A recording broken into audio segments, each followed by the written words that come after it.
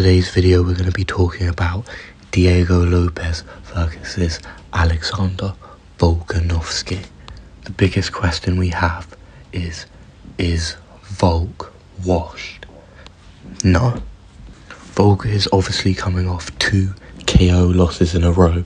One on short notice to Islam Makhachev up at lightweight by a head kick KO. The second one by Ilya down at featherweight 2 months later. It's been over a year since Volk has been in the ring, and this is his comeback fight. Is Volk the same?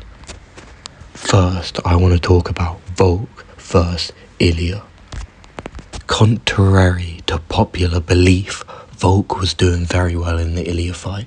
He had the first round. He was landing very good low kicks, quick on Ilya. He was moving quicker. He had good movement. And he was moving very, very well. The one thing he was doing wrong is when he was backing up. When Ilya was moving forward, throwing punches and hooks, he was lifting his chin in the air and not protecting it. This is prime for getting knocked out. In round 2, Ilya was moving more aggressive, looking for that KO. Volk was doing everything right, moving back. However, he wasn't implementing grappling or takedowns when that is one of the biggest weapons in his arsenal. He's still moving back, lifting his chin in the air, making it easier for Ilya to hit him. And at one of those points, Ilya just catches him with that left hook and puts him to sleep.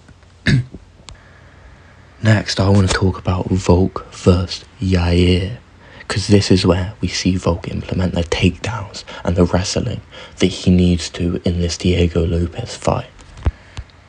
Because prime Volk would have been able to deal with Lopez on the feet, but this is older Volk. His chin is weakened. He needs to be crafty. The only way he wins this is if he needs to implement the wrestling and the grappling from the first round. He can't be putting himself at risk of getting KO'd on the feet. Volk gets the first takedown against Yair at 3:27 in the round. His top pressure is insane.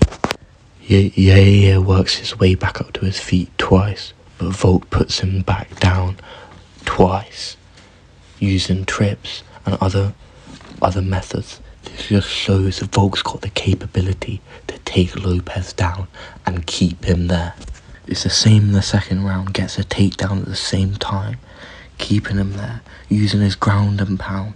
As soon as Yair gets back up, he's taking him down, tripping him, getting back down, not letting him breathe, keeping the pressure on at all times. The way he takes you down again is by wrapping his whole body around one of your legs and one of your sides and just dragging you down with his whole body weight, making it easier for him. He's so dominant on top, and his ground and pound is so good because of the way he's built. He can get the leverage and get the power. Gets another takedown in round 3, 1 minute left, heavy ground and pound, and Herb stops the fight. This is what we need to see in the Lopez fight for the win. Lopez has nasty power and very good boxing. He does have a black belt in BJJ, but so does Alex Pereira, so we've seen how that goes. Volk needs to come out from that first round, shooting, getting the takedowns, getting the ground and pound, getting ahead in the judges' eyes. Next, I want to talk about Lopez versus Evloev, because that's when Lopez had his hardest wrestling matchup to date. This was Lopez's debut in the UFC, and Movsar was ranked number 10 at the time, and he chose Lopez out of a myriad of opponents, which heavily favoured Evloev going into this fight. Lopez is catching him with big right hands, catching him, wobbling him in the first round. Literally, as soon as he gets taken down, Lopez is looking for the submission, going for the leg locks, going for the armbar. But Evloev has the pressure and the ground and pound. But this is nowhere near Volk's level. Doesn't have Volk's build and doesn't have Volk's level of ground and pound on the ground.